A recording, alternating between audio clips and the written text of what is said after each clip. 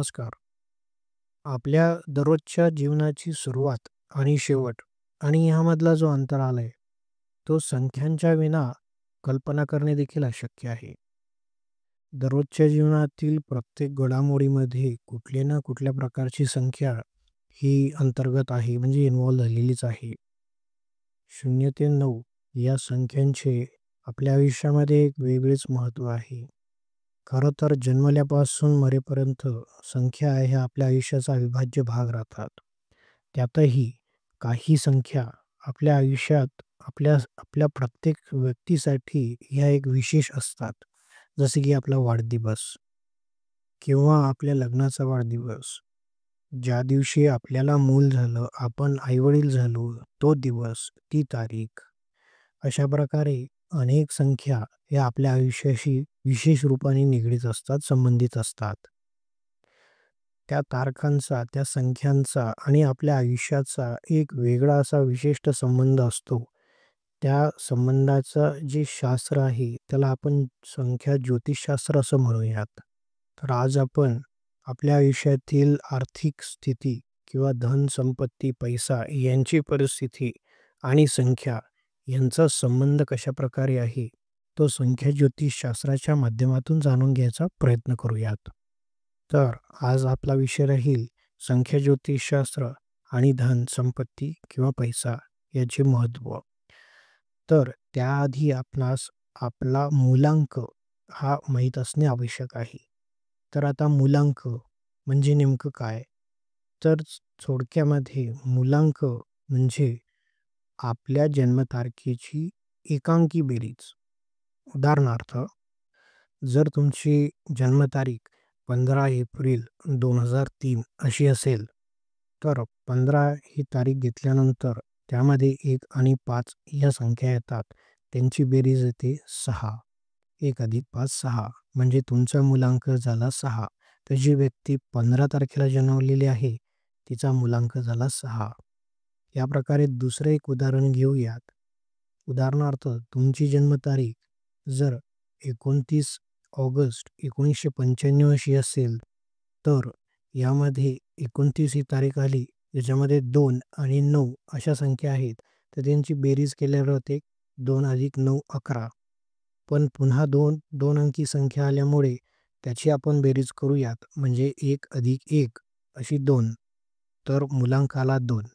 म्हणजे 29 ऑगस्टला जन्मलेल्या व्यक्तीचा मूलांक राहील 2. आणि आजच्या या व्हिडिओमध्ये आपण मूलांक 1, 2 किंवा 3 अशा व्यक्तींचा या इथे धन आणि आर्थिक परिस्थिती कशी असेल याच्या संबंधी आपण या व्हिडिओमध्ये माहिती घेऊयात. जर तुमचा जन्म 1, 10, 19 किंवा 28 या तारखेला झालेला असेल, तर तुमचा मूलांक आहे 1. तर अशा वेळी पैसा हे एक तुमच्यासाठी साध्य असं तुम्ही समजून वागत असता. त्याद्वारे तुम्ही नावलौकिकास येणार असता. तुमचे श्रेष्ठत्व वाढणार असते किंवा जीवनाला आकार येणार असतो. तुमच्यासाठी पैसा मिळवण्याचा मार्ग म्हणजे काही नवीन व्यवसाय क्षेत्र शोधणे, तसेच काही मूलभूत अस्सल असे कार्य करणे. तुमच्या जन्मांकावरून अधिकार निश्चित होतो. त्यामुळे तुम्ही स्वतःचा स्वतंत्र व्यवसाय करून धनप्राप्ती करू शकता.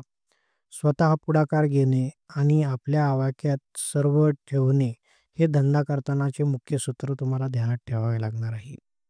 यशस्वी होणार असा दृष्टिकोन बाळगून आणि पैसा मिळवण्यासाठी व्यवहारी दृष्टिकोन ठेवून जे काही करायचे आहे ते तुम्ही करणार आहात. स्वतःची चांगली पत निर्माण करा, म्हणजे समाजामध्ये चांगलं क्रेडिट निर्माण करा. तसेच धंदा किंवा व्यवसायासाठी कर्ज जर घ्यायचे झाले, तर ते प्रस्थापित संस्थांकडून करा किंवा ज्या बँका आहेत, ज्या मान्यताप्राप्त बँका आहेत त्यांच्याकडूनच घ्या. जेणेकरून धंदा करण्यासाठी किंवा व्यवसाय करण्यासाठी ते कर्ज तुम्हाला योग्य पद्धतीनं सहाय्यक ठरेल. तसेच फेब्रुवारी, एप्रिल आणि ऑक्टोबर महिन्यामध्ये तुमचा उद्योग, व्यवसाय तेजीमध्ये चालण्याची शक्यता आहे. भागीदारी लाभदायक ठरू शकते. पण त्यामध्ये थोडीशी सावधानी बाळगलेली केव्हाही चांगली. अकाउंटिंग रिलेटेड ज्या गोष्टी असतात, उदाहरणार्थ बिले किंवा चलने, यावरती विशेष लक्ष ठेवण्याचा तुम्हाला सल्ला देण्यात येतोय. अ, जानेवारी, मे आणि ऑक्टोबर या महिन्यात ज्या व्यक्ती जन्मलेल्या आहेत, त्यांना कर्ज देताना थोडीशी खबरदारी घ्यावी. तर ही जी आहे माहिती मुलांक 1 असणाऱ्या व्यक्तींसाठी थोडक्यात आपण सांगितलेली आहे. आता मुलांक 2 असणाऱ्या व्यक्तींच्या संबंधात माहिती पाहूयात. जर तुमचा जन्म कोणत्याही महिन्याच्या 2, 11, 20 किंवा 29 या तारखेला झाला असेल, तर तुमचा मुलांक 2 आहे. पैसा कमवण्यासाठी तुम्हाला बिनधास्त राहावे लागते. तुमच्यासाठी सर्वात सोपा मार्ग म्हणजे वर्षानुवर्ष पैसा थोडा-थोडा जमा करत राहणे. त्याद्वारे तुमच्याकडे भरपूर पैसा जमा होऊ शकेल. रातोरात करोडपती होण्यासारख्या कुठल्याही स्कीम तुमच्यासाठी नाहीत. ज्या ठिकाणी एकाच वेळी अनेक लोकांचा संबंध येईल, अशा ठिकाणी तुमचा व्यवसाय किंवा धंदा असू शकतो. त्यामधून तुम्हाला पैसा मिळू शकतो. भागीदारीच्या व्यवसायामध्ये जो व्यक्ती स्वतः व्यवहारी दृष्टीने वागून तुमचे गुण, कौशल्य आणि कला पणास लावून तुमच्यासोबत पैसे मिळवण्याच्या तुमच्या योजनेमध्ये सहभागी होईल, त्या ठिकाणी तुम्हाला पैसे मिळवण्यात यशस्वी व्हाल. थोडक्यात तुमच्या कलागुणांना वाव जिथे मिळेल, त्या ठिकाणी तुम्ही पैसे कमवण्यात यशस्वी होऊ शकता. सेल, डिस्काउंट, तडजोड यासारख्या ठिकाणी देखील तुमच्या धनाची वृद्धी होऊ शकते. ज्या व्यक्तींचा जन्म मे, जुलै, ऑक्टोबर या महिन्यांमध्ये झालेला आहे, अशा व्यक्तींबरोबर जर तुम्ही भागीदारी अथवा पार्टनरशिप केली, तर ती तुम्हाला फायदेशीर ठरणार आहे.